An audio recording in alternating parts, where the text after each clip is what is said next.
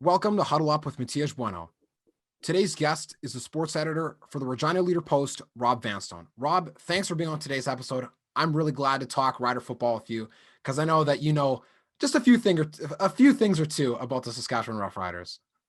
Yeah, maybe two. I think some people will grant me two. Three might be a bit of a reach, but it's good to be with you, Matthias. Thanks so much for the very kind invitation. And I do love the Jets jersey behind you. So it's an easy way to get me engaged with this thing. So even though it was all right, I hope the 5-game losing streak ends very shortly. So Oh, absolutely. I hope that it doesn't continue any longer than it should for the Jets. It's just been a whirlwind for this team at this point. But I must ask, being from Saskatchewan, there's never been an NHL team there. So what made you choose the Winnipeg Jets as your team to cheer for? proximity in a lot of ways. I mean, it's the closest NHL team to Regina. Um, I'd kind of gone off of hockey for a few years in the mid to late 70s. I used to love the Philadelphia Flyers when they were in their heyday, and I loved Bernie Parent. And then when they stopped winning Stanley Cups and Bernie Parent got hurt for part of the 75-76 season, I found that I wasn't as into hockey, and I was into football even more than ever. And that just kept growing and growing and growing. And then in 1980, my mom and I went to Winnipeg on a via a local tour company called Dash Tours to see the Jets versus Toronto. And we knew the owner of the company, Dave Ash, and he gave us a really nice, sweet deal on it. So we went. And Jets versus Toronto on a Saturday night. The Jets exploded for 3 goals, allowed only 9. And for some reason, I just loved the Jets. I don't know what it was about me at that time in my life, but the Roughriders were coming off a 2-win season. And they were, at the time, unbeknownst to me, they were about to embark on another 2-win season. And the Jets were an awful hockey team. It just seemed to me that the teams I supported at that time had to be absolutely awful in order to gain my acceptance. So I don't know why. I just really liked being a fan of the Jets because everybody else on that bus trip seemed to be going there to watch the Leafs. And I just thought, I'm just going to be different. I'm going to go there to watch the Jets. And I just liked it. They had 3 goals that evening by Lyle Moffat, Chris Maneri, and Ron Wilson. And I bought a little Jets button showing each of the players who scored. Plus, I bought a Lars-Erik Schubert button and a Pierre Hamel button. And I just liked watching the Jets. And it's stayed ever since, even with the 15-year interruption that was so horrible. So now nobody even looks at me twice when they see a Jets hat or whatever, but back in the 80s and 90s, like, why do you cheer for the Jets? And that's when by and large the Oilers and the Flames were having all those successful seasons. And, like, nobody cheered for the Jets, and there was nothing to cheer for by April most years. But I just loved them right away and still do. And when they came back, it was just so emotional for me. I went to the 3rd home game of Jets 2.0 against the Rangers. They lost 2-1. Me and my godson went, and it was just one of the few times I've cried at a sporting event. Like, my eyes were just totally misty. And so the Jets 1.0 left me crying too, but perhaps in a different way. So It's so I find it so strange, honestly, when I wrap my head around neutral sites in Canada like Saskatchewan where there is no pro hockey. And you're right, during the era of the 80s, it would make so much sense for people to cheer for the Oilers or the Flames because they're really good. There's still only one province over to the left, and you don't have to worry about people giving you weird looks as to why are you cheering for them. My logic has always kind of resided with knowing that there's a rivalry between Winnipeg and Saskatchewan with the Bombers and Riders, that the Jets would automatically be crossed off that list too because they would fall under the Winnipeg-Saskatchewan rivalry as a whole. But knowing that you're a passionate Jets fan would then lead me to believe that you're probably not the only one out there in Saskatchewan that would cheer for the Jets or be a big fan of Winnipeg in the NHL because there is no pro hockey in Saskatchewan. Yeah, and there's, it's no different from the 70s or 80s, except that for whatever reason, maybe it's the Jets coming back and just what an amazing story it is that this team left and came back 15 years later. Maybe that just became more of a story that engaged people. It's not unusual to see Jets paraphernalia around Regina, but it it it like I know a few people in Regina who have Jet season tickets, and I mean, I'd never heard or dreamed of that when I cheered for the first version of the Jets. And they're sort of now like they were back then. They tease you every now and then. They had that terrific season when they were second overall, but at the end, it's the good guy doesn't always emerge victorious in the movie. And I fear we're seeing sort of the same type of scenario unfolding this season. It looked so promising for a while, but now it's hopefully it's just a bit of a lull before the real games start and they can gear it up. But I'm not as confident as I was even a week ago. Yeah, it's definitely been very tough. And I find that Winnipeg has had that trend. I remember when they first made the playoffs with 2.0 and played the Anaheim Ducks, and you could just hear the MTS Center rumbling, and you couldn't hear the person next to you even during the national anthem. And they led going into the third period of every game, but swept. And then you look at the St. Louis series. Oh, St. Louis scores a late goal, take it in game 6. That's it. So it's very strange, those trends between Winnipeg and Saskatchewan. You mentioned the Riders in the 80s. And to be honest, I grew up and didn't really watch football as much until I was maybe in junior high. And I didn't even realize how few Grey Cups the Riders had until maybe I was out of high school. And because I remember seeing them win twice within a span of 6 years, I'm like, oh man, they're so lucky. They get to see their team win all the time. And then I went to the Labor Day Classic in 2019, and I remember looking up behind me, looking at all the banners. I'm like, oh, there's only 4. I know. Interesting. It's amazing when you consider everything that's happened and how often they've been there. And you look at the so-called glory years, the Ronnie and George era, and they only won 1 Grey Cup during that time, and yet it was widely perceived to be the kind of the glory days of the Roughriders, at least until the period beginning in 2007. And I did a column not so long ago on a linebacker named Mark Cosmos, who recently passed away. And he played in the 1970 Grey Cup with Montreal, the 72 Grey Cup with Hamilton, 73 and 76 both with Ottawa, and was 4-0 in those Grey Cups. And he wore the same pair of cleats in all 4 of those Grey Cup games, all 4 of those Grey Cup victories. So if you look at it, Mark Cosmos's cleats have been a part of as many Grey Cup victories over a span of 7 seasons than the Roughriders have been a part of dating back to 1910. It's just, the Edmonton Eskimos won 5 Grey Cups in succession. So from 78 to 82, the Eskimos won up what the Roughriders have done in their entire history. It's amazing. And just some of the circumstances that have led to them losing the Grey Cups. Some of the best teams that they've had haven't won Grey Cups, and some of the more marginal teams have actually been able to surprise people. There's been an element of surprise in all 4 of the Grey Cup victories. The team in 1970 that went 14-2 didn't even get to the Grey Cup game. And yet a mediocre Montreal team beat a mediocre Calgary team to win the Grey Cup that year. And in 66, the Roughriders finished in first place, but in the West, but they were 9-6-1, and Ottawa was just a huge favorite to win and ended up losing. And 89, the 9-9 Roughriders beat the 16-2 Eskimos in the West semifinal, and then Hamilton was favored to win the Grey Cup. Hamilton was 12-6 that year, and the Roughriders still won. In 2007, the expectations weren't that high going into the season. Kent Austin had other thoughts, but they still had to beat a 14-win BC team in the West final to get to the Grey Cup.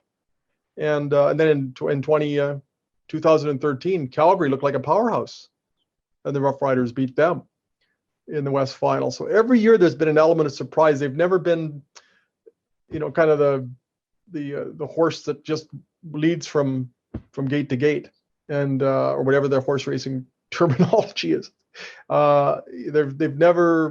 They've always had an element of adversity during their cup winning seasons. It's never been the kind of joyride that the Eskimos seem to have during that era.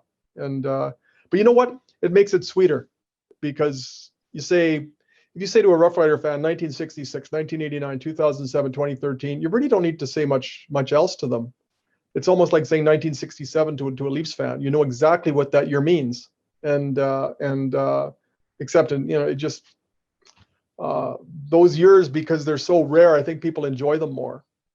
And so I guess there's that to say about it, because people certainly haven't been spoiled out here.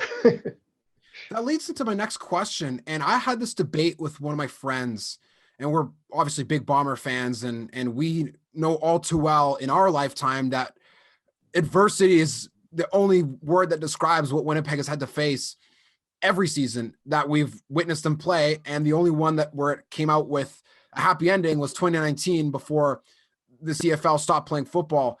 So we were debating, of all the 4 Grey Cups the Riders have won, because there's a case that can be made for each one, which would you argue is the best / most iconic or most memorable Grey Cup that hands down any Riders fan would say, yeah, this is the one that we love the most? I've pondered that question a lot, because I've kind of had a connection to all 4 of them. I wrote a book about the 66 team. I was at the 89 game as strictly as a fan, and I wrote a book about that one. And then I covered 2007 and 2013. So I've immersed myself in all 4 of them, albeit in different ways. And they all have, you're right, they all have that different feel to them. 2007, I think, is the easiest one to dismiss, because the game wasn't iconic, and the team, it was a great storybook about the way the team succeeded that year with Ken Austin. We're certainly still seeing the after effects of the prosperity that team had in 2000 experienced in 2007, because that set the stage for everything, including a stadium. But because the Grey Cup game itself was so unspectacular, I think you can at least narrow it down to 3. 66, because it was the first, and the franchise that had been around at that time for 56 years. 89, because of the sheer caliber of the game. I still don't think there's been a better game played in Canadian football history than the 89 Grey Cup against Hamilton. And then 2013, because of the occasion and the venue.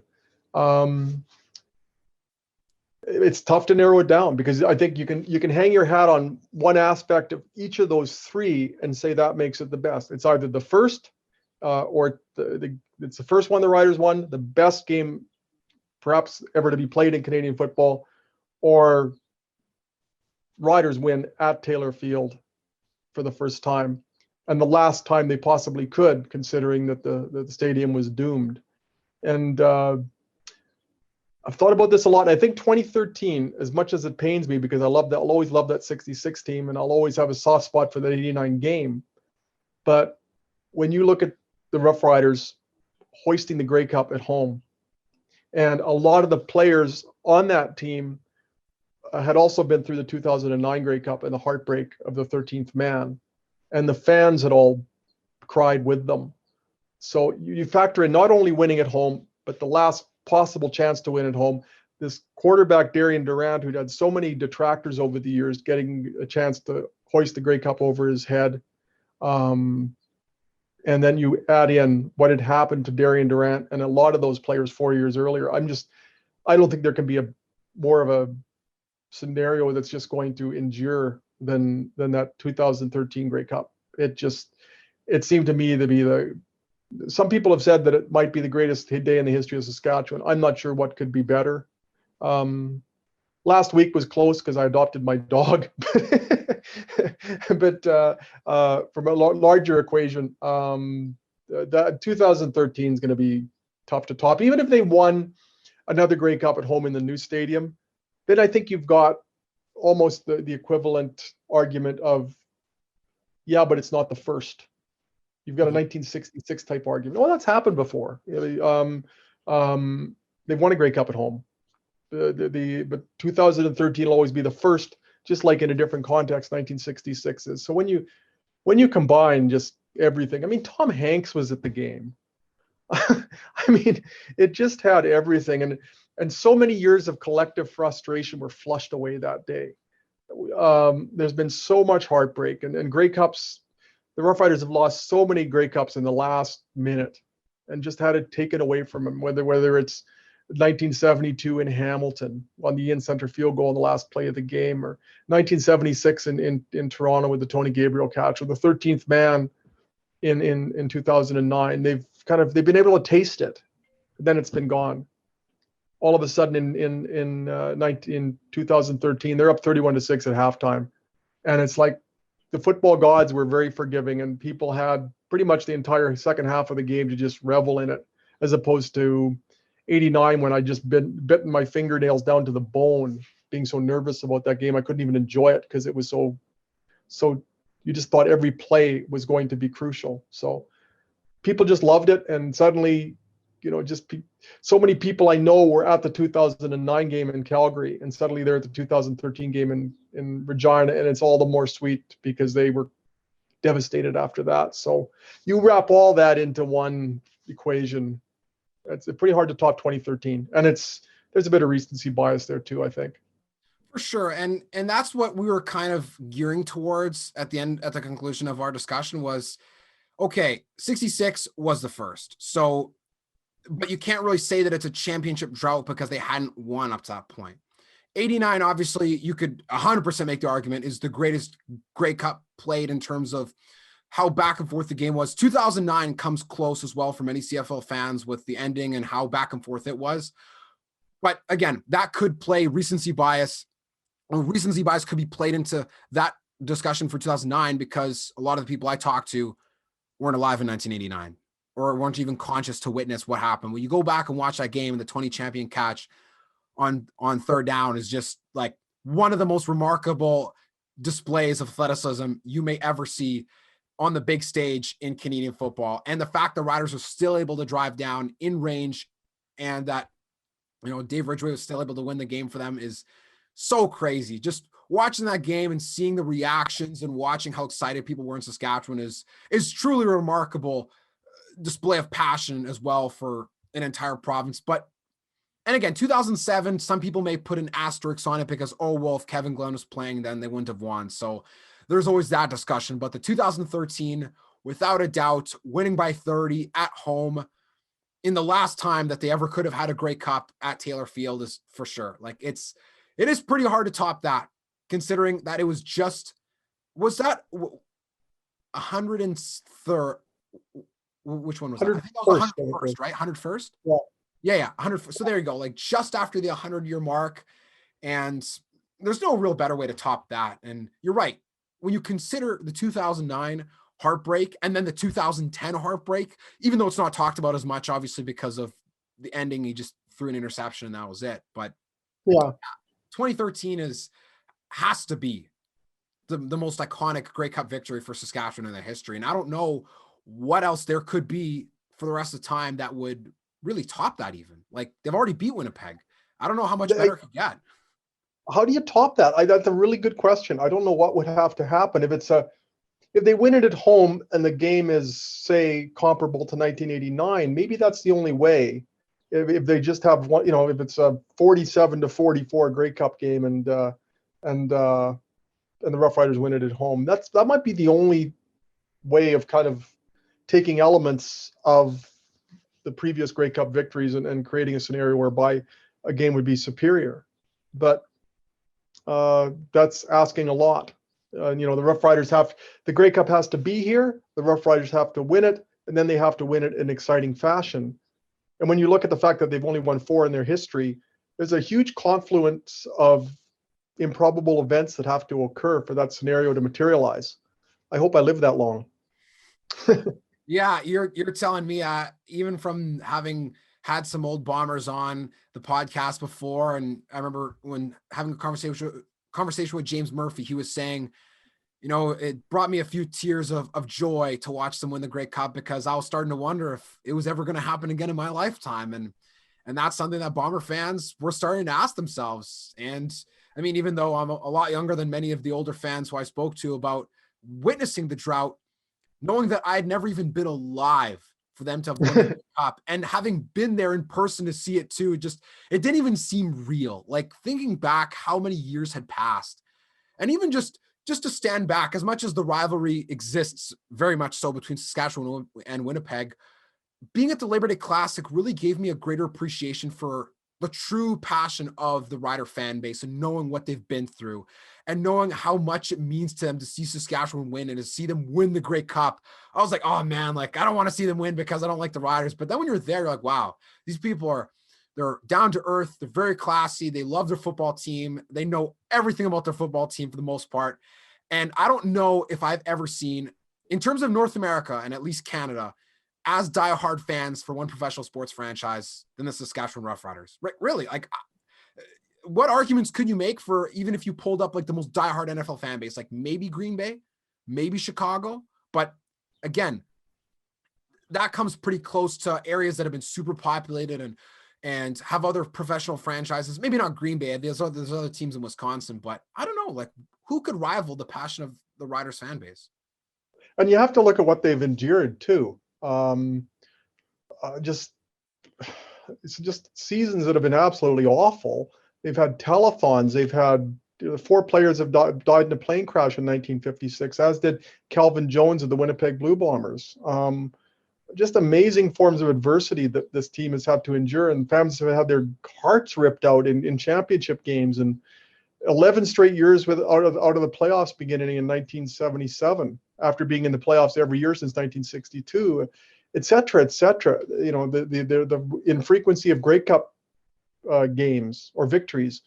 It hasn't been an easy go for Rider fans, yet instead of giving people an excuse to just bail on them and say, oh, they're lousy, it's almost brought them closer to the team. They feel some ownership of it. They feel like they've kind of helped to rescue it, and they feel more invested as a result. And, you know, I look at Winnipeg Jets fans and how instantly they just made sure that every Jets fan was going to be sold. Jets game was going to be sold out. 15,004, 15,004, 15,004. And I think Manitoba has a reason to be as proud of what they've done to ensure that the Jets are going to be around for the long haul this time.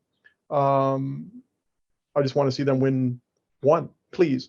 But it would have been so easy for people to bail on this team, and instead it's still here, and the fans are the nucleus of the whole thing. And I don't think it's much different than in Winnipeg. There's so much talk about what might happen to the Canadian Football League, but you know that in Saskatchewan or in Winnipeg, somehow there'll be a team if there's a league.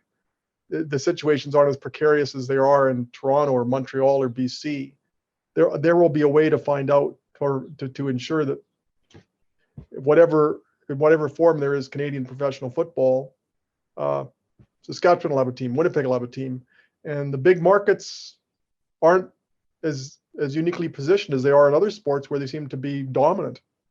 It's a really interesting dynamic at work here, and so I think there's a kind of a kinship between Rider fans and Bomber fans too. There's roughly the same kind of ownership model, and they both experience that type of drought. I remember growing up, and I used to keep hearing about this 1966 team that won a Grey Cup, and I was 2, and Mom always told me, yeah, they did in fact win a Grey Cup, and they were always so good every year when I was growing up. And they'd go to Edmonton every year and lose in the Western Final, and it'd be a close game. And it's like, are they ever going to win a Grey Cup? Did they really win a Grey Cup? And that was a 23-year drought to the day, November 26th, 66 through 89, when they didn't win. And it seemed like 100 years to me at the time. But now you look at it, and the Winnipeg Blue Bombers experienced a longer drought. And you were of the generation that I was growing up, where, okay, yeah, you heard they won a Grey Cup, and it's down there on paper, but you haven't experienced it. And then to end the drought in the manner that the Bombers did. In '89, the Riders ended it, came out of the number 3 hole in the West to win it all. In 2019, nobody thought late in the season that the Bombers were going to have a chance. When Matt Nichols got hurt, that seemed to be the death knell for the season. So of course they go in and upset a first place team and go and win a Grey Cup in improbable storybook fashion. So they not only end it, but they do so in a manner that's just, my goodness, you can't write a story much more compelling like that. But now the Bomber fans get to savor being champions for a couple of years. Yeah, that is true. Now the Bombers can say that they're back-to-back Grey Cup champions or three-peat until there is a CFL season. But that is a very good point, knowing that they had to beat the best teams in the CFL and then the best team on paper in the CFL to win the Grey Cup, all while doing it on the road. And if you look back and trace the history of the Bombers playing at McMahon Stadium since 2001, the Bombers had never won a meaningful game in Calgary. Yes, they won the one in 2014 that finally broke their 13-year drought, but that was the final game of the season for them to finish 7-11. So that doesn't really count. And then they beat Calgary at McMahon, I think it was in 2017 with Dan Lefevre starting and Calgary started Buckley. So again, both teams had the playoffs in hand. So again, meaningless. And every other game, they had never won in Calgary, especially when it really mattered the most. But then to win in the fashion that they did, it almost felt like a dream. I didn't even know if I was really watching Winnipeg. I'm like, is this happening? Yeah. And then I really just watched this guy, Zach Collaros, a lightning in a bottle transaction, show up on the set and throw a 71-yard touchdown pass, catch and run to Darvin Adams over Trey Roberson, one of the best defensive backs in the CFL. Did I really watch him just make Bo Levi Mitchell have his worst game in his entire career at home? Impossible. There's no way it can be real. And then to be there to watch the West final was the ultimate chess match, because when you look back at what happened in the game, there was one touchdown. That's it.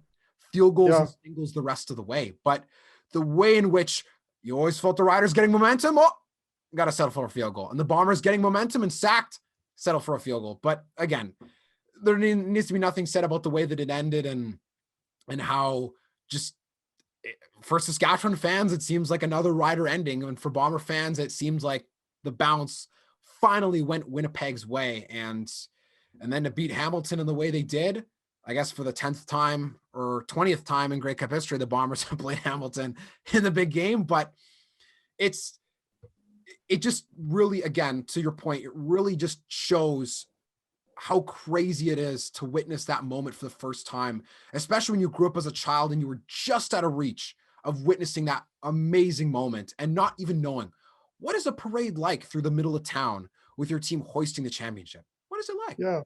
And you've been able to now witness it 4 times, and Rider fans have witnessed more Grey Cups in the last 10 years than Bombers fans have witnessed in the last 30. So Saskatchewan still does have a bit of an edge on Winnipeg in terms of recency bias there. But, you look at some of the Bombers teams, though, and, I mentioned earlier the 1970 Roughriders team that didn't win a Grey Cup, despite going 14-2. Well, look at the 2001 Bombers. It seemed like they were just a foregone conclusion to win, and they lost to an 8-10 Calgary team in the Grey Cup. You look at the Kevin Glenn situation in 2007 and him being hurt. Well, 2014, the Riders looked like they had a team that could very well repeat, and then Darian Durant gets hurt in Winnipeg in the Banjo Bowl, and you'll always wonder, what would have been had that Roughriders team that was 8-2 when Darian got hurt not experienced that adversity. So there's the what if scenario too. Those scenarios that you just kind of keep running through your mind. Like, how did that happen? And sometimes it's really painful to discover that they do play games for a reason, and the results aren't preordained. As much as I love professional wrestling, there certainly isn't that mystery to it a lot of times. And so the 2014 or 2001 Grey Cup for Bombers fans would have been, like the 1970 Western Final for Roughriders fans, 14-2 Roughriders versus a Calgary team that won 9 games, and somehow Calgary ends up winning. Sometimes those mediocre Calgary teams can really bite you. Yeah, that's a very true point. And to think about it too, if you remember back to 2001, I'm sure you'd remember it a lot more vividly than I would.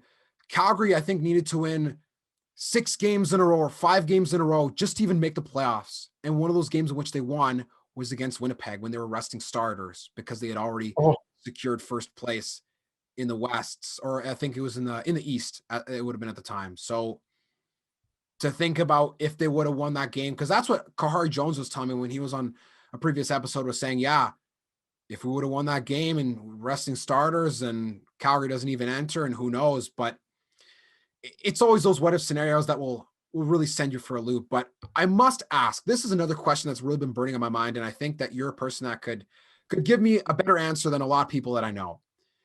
Pressure. Bye.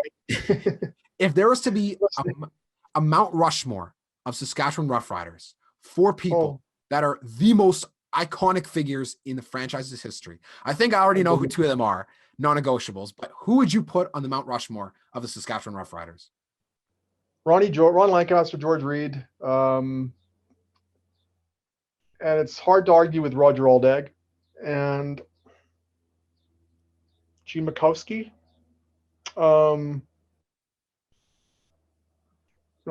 Ken Austin won a Grey Cup as a head coach and as a quarterback. You look at the people that they've had pictured. They had pictured on the side of Mosaic Stadium once upon a time. Darian Durant was one of them. But Ronnie George, Roger Aldag played for 17 years, Saskatchewan guy. Gene Mikowski played for 17 years, Saskatchewan guy. But what about Ray Algard? What about Don Narcisse? What about Joey Walters, an ex-Bomber who I just worship? Joey Walters is on my Mount Rushmore of human beings all time. I'd have to go with Ron Lancaster, George Reed, Roger Aldag, and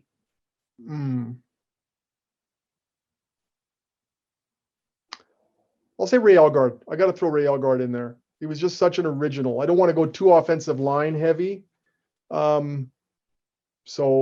then I'm going entirely offense heavy. So what about a defensive player? So, okay, do you put Ron Atchison in there, another 17-year guy?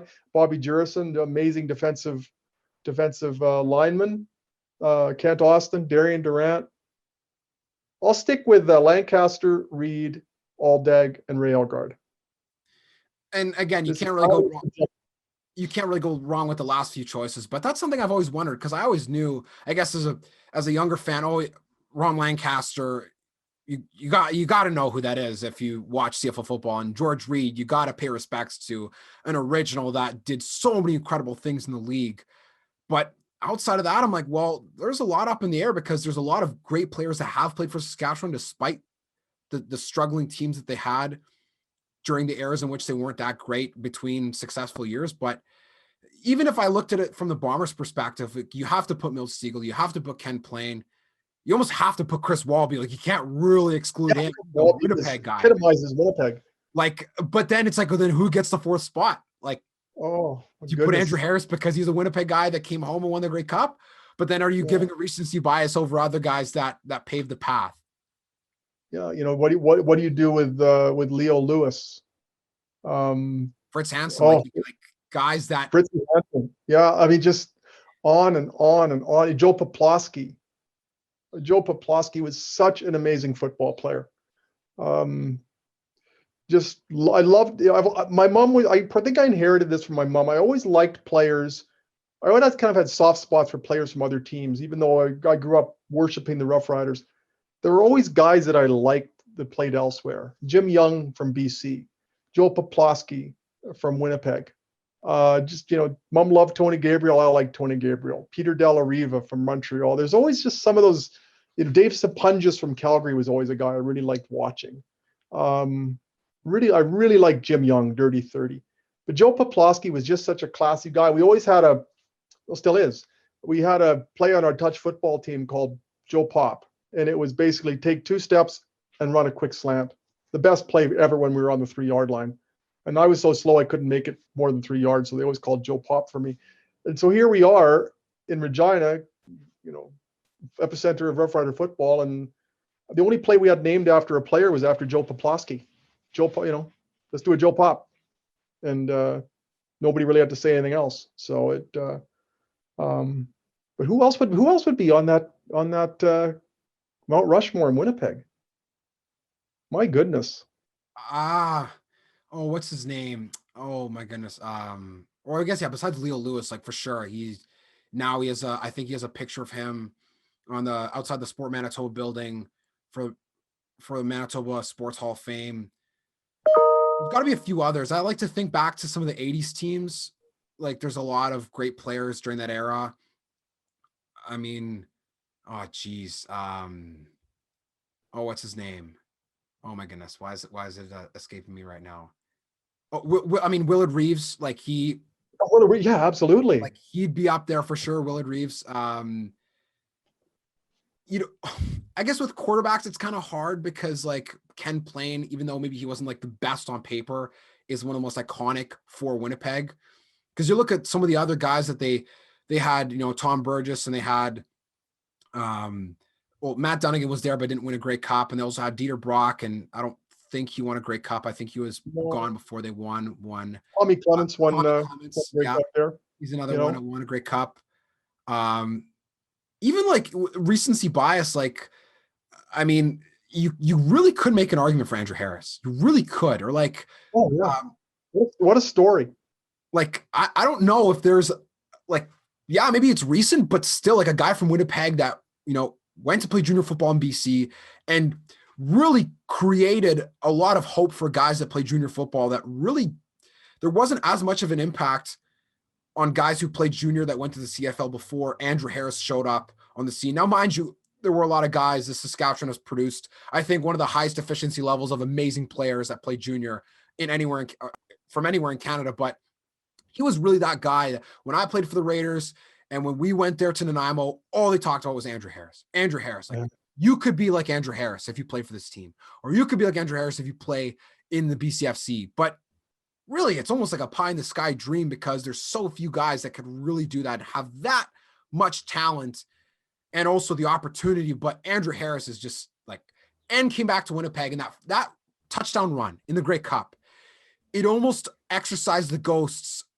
that of in the past, when I remember watching the 2011 Grey Cup in BC, and he did the same run. It was almost the same distance, the same left to right down the teeth of the Winnipeg defense. But to see him do it for Winnipeg in the Grey Cup really made that moment a lot better for Winnipeg fans to look back on. But I'd have to almost say that Andrew Harris has to get a serious crack at that fourth spot, even though, again, Willard Reeves, like, he did so much in such a short amount of time. You can't really ignore the impact that he had. Again, even his legacy in Winnipeg sports stretches far beyond anything he did on the field.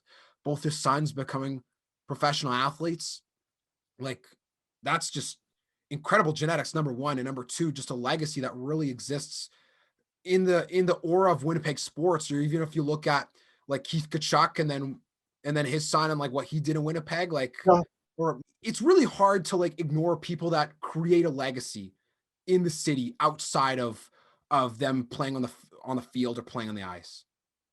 Well, I mentioned Ray Algard as a Mount Rushmorean for the Roughriders.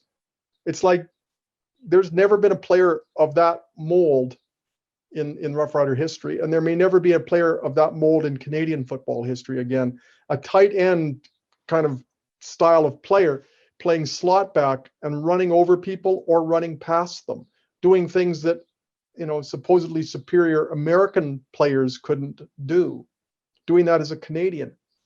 And isn't that what Andrew Harris, has been doing? And doing that, Ray Algard, when he was 34 years old, flirted with 1,400 receiving yards, and Andrew Harris is now 34, and I don't think anybody's prepared to say that he's a player in decline. And the profile of Andrew Harris and just the type of career path that he has traveled down, like, it's so unique, and it is such an example. And so that's why I'd like him for the kind of the Mount Rushmore in that situation, because he's an original. Yes, there have been Canadian running backs before him. There've been running backs that have come from junior football, but to enjoy the degree of success that he has in his hometown, that really drives it home. And it's cool when that happens. I mean, there was John Cornish, who had also enjoyed success as a Canadian running back, but he arrived with more fanfare because of what he'd done collegiately. In the NFL. After a while, not in the NFL, in the NCAA. So it's a bit of a different scenario than somebody emerging the way Andrew Harris did. And boy, I want to watch him play again. I want to watch them all play again. I miss that. I miss the CFL. Oh yeah, the CFL. Like, it really can't be rivaled when you get to a game, or especially when you're from Saskatchewan, and people that I met from having been in Ontario and having traveled to BC and no friends there, and even some in Alberta. Just, there's nothing like the passion for the CFL in Winnipeg and Saskatchewan. There really, really isn't. Like, even Calgary, they have had an amazing, amazing run of success for the last 20 to 25 years. Like, Wally Buono really helped turn that franchise around. But I just felt this kind of vibe from Stampeders fans when I was there, that it almost seemed a bit fair weather in terms of like, if they went down the tubes, I think you'd start to see a bit of a decline in terms of their attendance or the strength of the fan base, because they've been used to so much success recently that they don't even know anything else. I remember I was working at a summer camp in Winnipeg, and one of the girls who worked there was a cheerleader for the Bombers, and she was saying, "Oh, when we gather and do events with cheer teams who work for other CFL teams, all the people in Calgary, they have like 5 rings or 6 rings." And I'm like, well, okay, 92, 98, 01, 08, 14, and 18. There you go. Like, you, in such a short amount of time, they have more, like 6 times the amount of rings that Winnipeg's had in that same span, and triple the amount of Saskatchewan has had, or almost did a double, right? So you really can't take for granted the passion that exists within the fan bases of Saskatchewan and Winnipeg, and also the product that is the CFL, because as much as people are willing to throw it to the wayside for the XFL or to revive it financially, to really sit back and think about the impact and the legacy and the history of a 100+ year league, and the Toronto Argonauts, who arguably have the worst fan base in the entire league, but are the oldest professional sports franchise in North America. That can't really be ignored. You can't just forget about that history because of a bump in the road. And for someone like yourself, who's done quite a bit of writing and research, maybe a bit more than the average person, on the history of the CFL and just the history of the Riders, you would know that the history is really what makes the league what it is. And I think that's something that the XFL envies about the Canadian Football League, and that in 2001 the XFL existed and then it did, and in 2020 it existed and then it didn't. And whereas the CFL, despite various crises over the years, has endured. Well, the Canadian Football League itself wasn't formed until 1961, but Canadian professional football, you can date it back, back a century. And despite so many things that have gone wrong and have imperiled its existence, it's still there. And that's been the elusive commodity for the XFL, despite the seeming resources that have twice been behind it under Vince McMahon, and now appear to be to its advantage with Danny Garcia and The Rock and Redbird Capital. But to what extent now is that history deemed disposable by the decision makers, surely for the sake of staying alive? And what are you preserving if you throw it all overboard just to maintain that, just to continue in existence, but one that might not be in a form that might not be recognizable? I guess it could be argued that some is better than none, but is that necessarily the point that it is reached? I have yet to be convinced of that. And Jeff Hamilton of the Winnipeg Free Press has done some amazing work, as he always does. He needs to be sold more convincingly that the XFL is the only option. Maybe it is. We know the situation is dire. That's not really debatable, but is this the only solution? Have they completely abandoned looking for made in Canada remedy for this? Have they pulled out all the stops as far as trying to find a solution within the confines of Canada? Or is this just the most expedient way to do it? I don't know. Nobody's opened the books. Nobody's talking about it. It leads to a lot of speculation. Nobody who's party to the negotiations is talking about it. So it leads to a lot of speculation. Some of it might be fear mongering. Some of it might be totally off base. But nobody of influence has come out and said there's no reason to discuss this. There's that we are going to preserve this. Nothing has been declared sacred. So then you have to presume that everything is open for negotiation, and that's where the mind starts wandering and some of the fears start intensifying. And yeah, I write about it for a living. I'm not the 7 or 8 year old kid who would cry at games, but I just feel such a love for the Canadian Football League and for Canadian football, and it's something that I've always held near and dear. But I'm also 57 years old, and I'm a traditionalist, and I live in a market where people love it. And so maybe I can't relate to the plight of people in Toronto, in Montreal, in BC, where it's not that way. Maybe I can't relate to one of an owner who's just shoveling millions of dollars into a franchise without any prospect of ever seeing a return on that. I certainly, given the T4 statement I just looked at, I'm not in that category. So, can I relate precisely to the problems that the league is facing? Probably not. Am I the demographic that they're targeting? No, I'm about probably 20, 30 years too old for that demographic. How can I relate to what it takes in order to engage younger people? Probably not. I was brought up a different way in a Regina, Saskatchewan that had 2 TV stations, and the Roughriders were everything.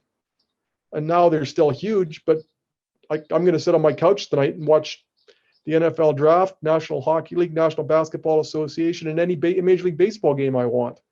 So the myriad options out there are a contrast to the life I led when I think it was much easier to engage young people. When we traded football cards on playgrounds at school in grade 1, 2, 3, and everybody wanted the Ron Lancaster or George Reed.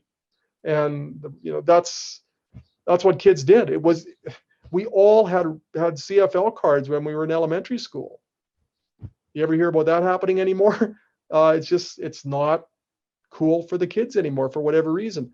Yet, if you look at flag football, you look at touch football, you look at the growth in female football in Canada, you look at the growth in amateur football in Saskatchewan, it's been booming, and look at what's happened in Quebec. So you've got a lot of young people who've pretty much played their hand as far as declaring an interest in football. They might not necessarily be CFL fans. They might know more about Patrick Mahomes than they do about Patrick Levels, but they're playing, by and large, 3-down football of some form in Canada.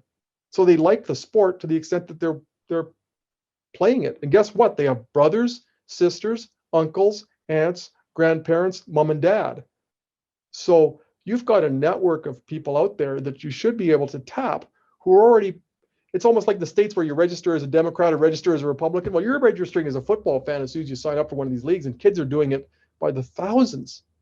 Now, has the league made significant efforts or made significant inroads within that population that has a predisposition to like football, to ensure that they grow up thinking of the Canadian Football League in a manner reminiscent of the way that I did, the way that my friends did?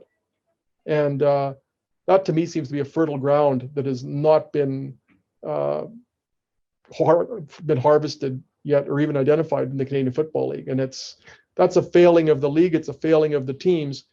And now it might be too late to even look at it and say we're going to build incrementally, because that's not going to be a quick fix overnight. That's more of a nurturing situation, whereas they might need an infusion of cash that's so sudden and so immediate that it's not a matter of building it brick by brick by brick. You might need one of those prefabricated homes that's just ready-made. And do they have the luxury of time, and do they have the resources and patience necessary to make that happen? So what I'm espousing is kind of a made in Canada, piece by piece, meeting by meeting, person by person, handshake by handshake type of relationship that can restore the game to at least the semblance of what it was. But do they have the luxury of time? They let that go. They took their hands off the reins, and they haven't invested in that, what I would argue is a pretty vast community of people who could be Canadian football fans, and then their kids down the road could be Canadian football fans. And they've let that generation go, and that just exacerbates the problems they're facing right now, because they don't have a younger generation. And the fans who are by and large left are some people who are somewhat approaching my demographic, who might be more resistant to saying, well, you got to have 3 yards, you got to have a 110-yard field, you've got to have the rouge. And they run the risk of, if they're trying to entice a younger demographic, do they alienate the older one? And if so, are they taking something out of one pocket and putting it in the other? And is it just a zero gain ultimately? That's a really long answer with no solutions, but that's what I thrive on. A bunch of bluster and tons of bloviating, but really nothing when you come down to the end of it. So sorry about that. Oh, no problem. I mean, that's really what CFL fans have kind of been thinking about and talking about for the last however many months that this whole XFL conversation brought up. And there is a lot of validity to what you're saying. Do you alienate the older crowd and still end up with a zero-sum game just to appease to the younger crowd? Like, you look at what Toronto has the most Grey Cups ever, but yet it seems like their fan base disappears overnight, even after they've won the Grey Cup. They win the Grey Cup in 2017. They shocked the Stampeders in Ottawa and all these things. The next season, Ricky Ray gets hurt, boom, 4-14, and now they're tanking and they're back to the bottom of the barrel again. Or and I'm sure you've done tons of research or know the John Candy Argos very well in terms of the impact they had on the city and how much buzz there was around the team. And honestly, that's the most iconic Argos Grey Cup winning team ever. You can't really convince me otherwise because of the aura of the guys that own the team, the timing, and all that stuff. And even still, that wasn't even enough. They won. It was fantastic. Rocket Ishmael, everything. The next year, I think they missed the playoffs or they don't get to the Grey Cup. And then team is sold. Boom, that's it. Bruce McNall, fraud, Gretzky and Candy part ways. John Candy passes away. And then Toronto's left with nothing. So it is a very tough situation because I know that I feel like I'm kind of in the middle with seeing the younger demographic and enjoying the success that now Canadians are having with guys moving to the NCAA, getting to the NFL, look at Chase Claypool. The CFL is going to clout chase on social media as much as they can with any Canadian that succeeds in the NFL, no matter what. They will show the full Pittsburgh Steelers highlights of every game that Chase Claypool scores a touchdown in before they're going to show, a CFL top 10 from a year ago, because that's where the clicks are and that's where the attention is. But again, how sustainable is the new model or the new wave of what CFL fans may want in the years going forward? And that's a question, again, lots of speculation, and people just kind of have to sit around and wait for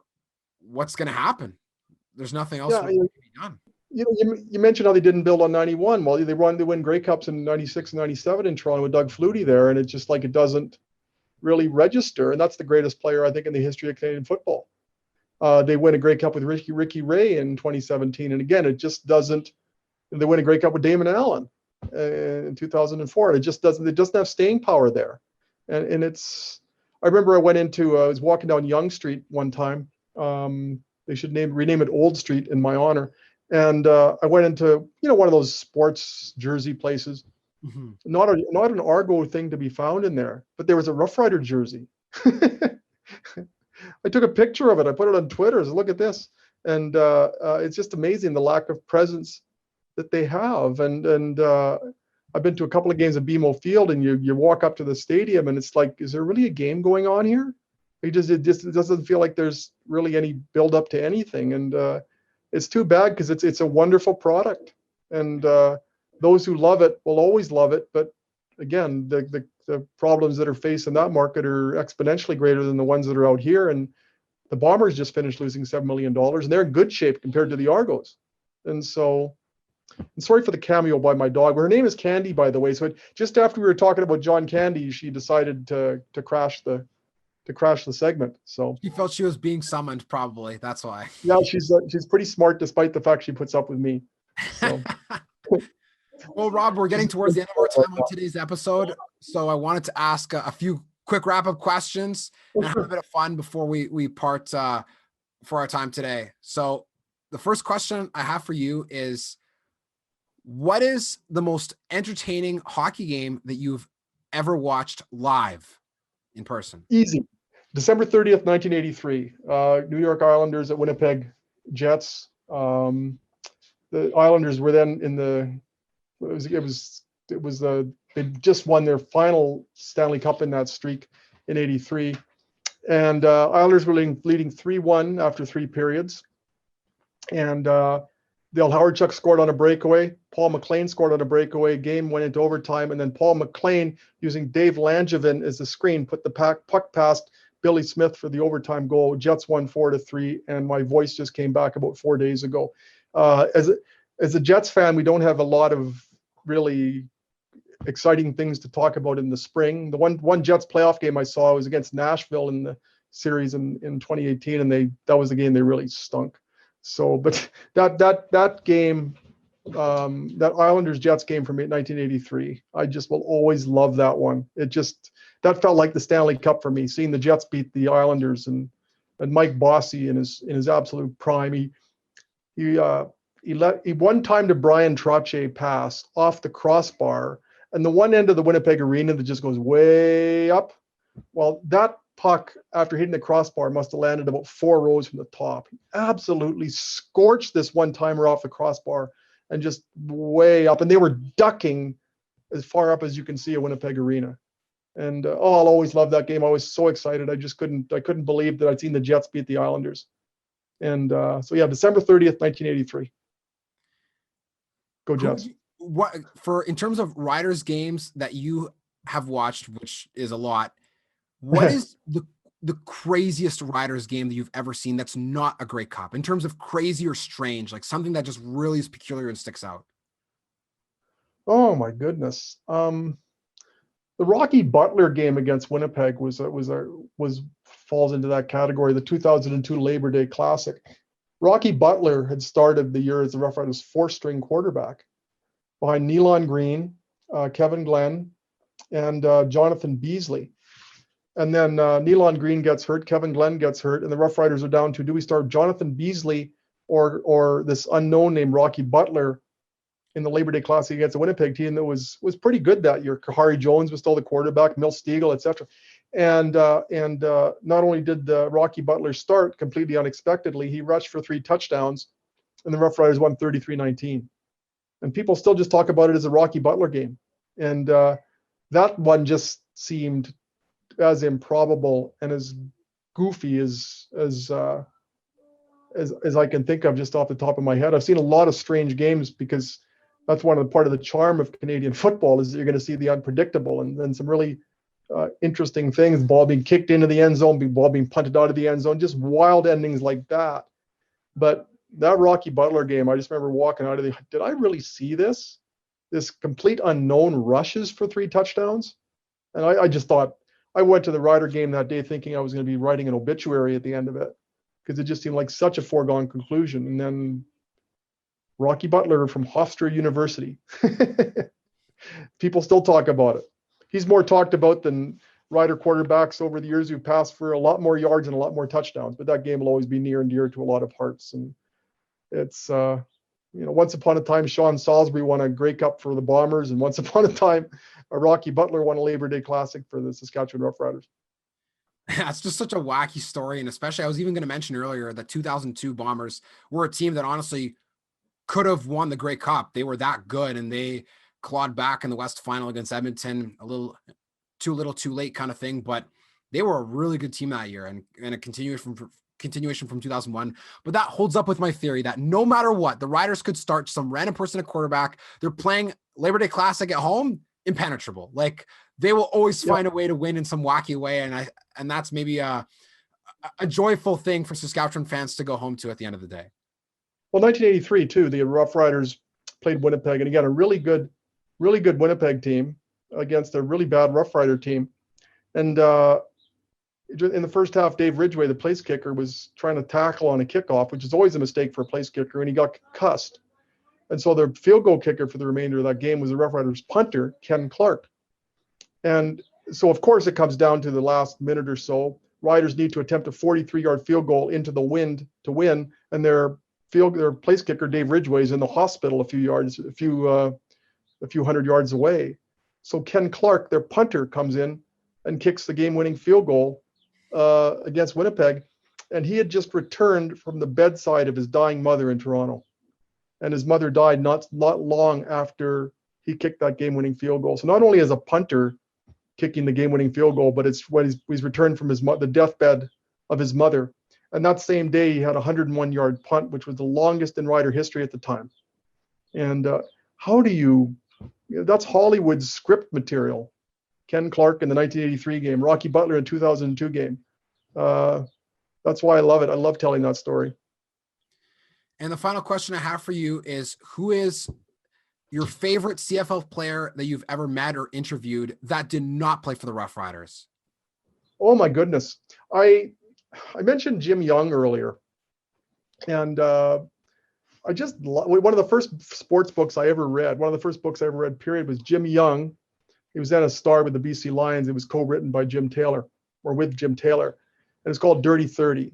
And I loved that book. And leading up to the 2003 Grey Cup, which was held in Regina, I I was doing a story on the best players not to have won Grey Cups.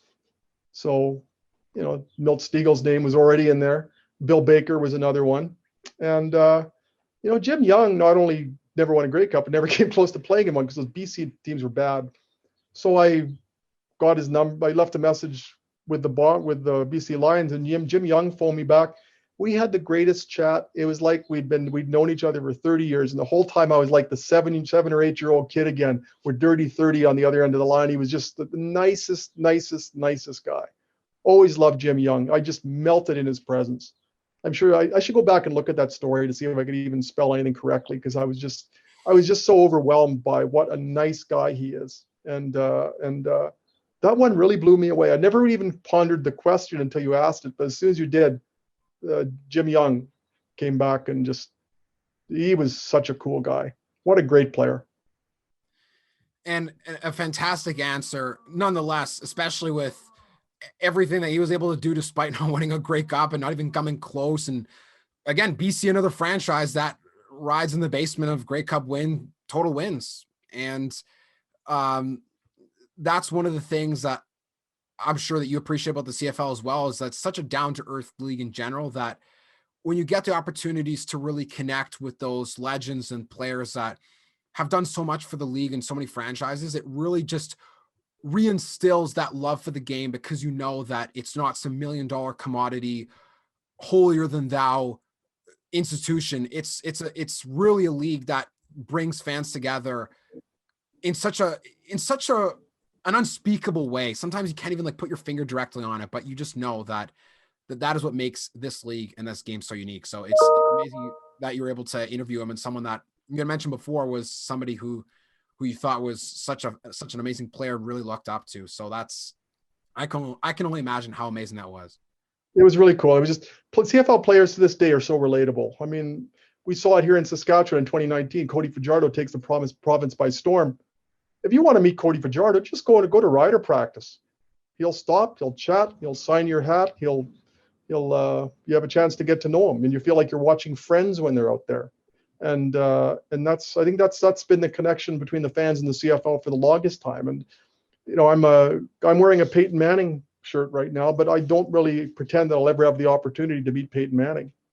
But if you want to meet the Rider quarterback, they're more than happy to speak with you. And that's been the charm of the Canadian Football League for the longest time.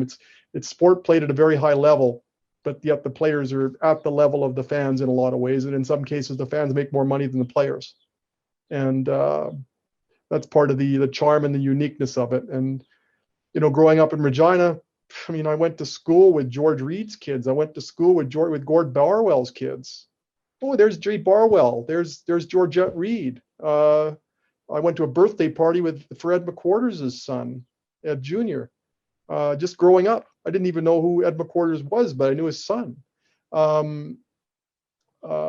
Things like that.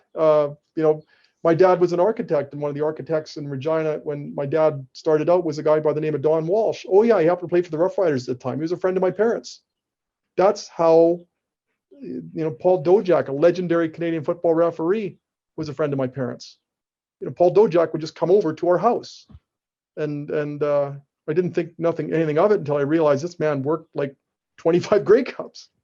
That's how relatable it is. And I think everybody who's really gotten into the CFL has their own type of story, a highly personal story, not I paid $200 for his jersey and then paid another $200 for an autographed jersey. And it's he signed my hat at rider practice, or he's coaching my kids' team in hockey. That's the essence of the Canadian Football League, and may it always endure.